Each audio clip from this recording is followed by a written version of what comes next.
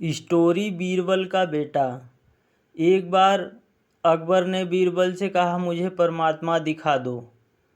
राजा का हुक्म था। बीरबल बहुत परेशान था कि परमात्मा को कैसे राजा को दिखाएं। इसी विचार को लेकर बीरबल छुट्टी पर चला गया और उदास रहने लगा। एक दिन परिवार में चर्चा हुई। उदासी का कारण पूछा गया तो बीरबल ने बता दिया कि राजा ईश्वर के दर्शन करना चाहते हैं। बीरबल का बेटा बोला, कल सुबह आप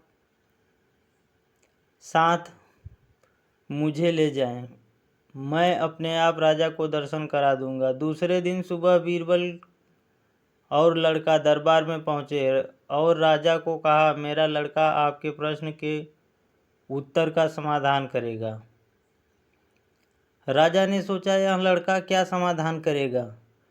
लड़का बोला, इस वक्त मैं आपका गुरु हूँ, मुझे उचित स्थान दिया जाए। राजा ने सोचा, बात तो ठीक कह रहा है, मैंने तो प्रश्न किया है, समाधान करने वाला गुरु के समान होता है। राजा ने लड़के के लिए अपने साथ थोड़ा ऊंचा स्थान दिया। लड़का बोला, महाराज एक दूध का कटोरा मंगाओ। राजा ने दूध का कटोरा मंगाया। लड़का बोला, महाराज इस दूध में घी है। राजा बोला, हाँ है। लड़का बोला, पहले मुझे आप उसका दर्शन कराओ। राजा बोला, तू मूर्ख है, घी के दर्शन ऐसे थोड़े होते हैं। पहले दूध को गर्म करना पड़ता है, फिर उसकी दही जमाना पड़ता है, फिर उसको मघानी में रिड़का जाता है, फिर मक्खन निकलता है, फिर उसे गर्म कढ़ाई में डाला जाता है, फिर उसकी मैल निकाली जाती है, तब जाकर घी के दर्शन होते हैं। ऐसे ही थोड़े दर्शन होते हैं।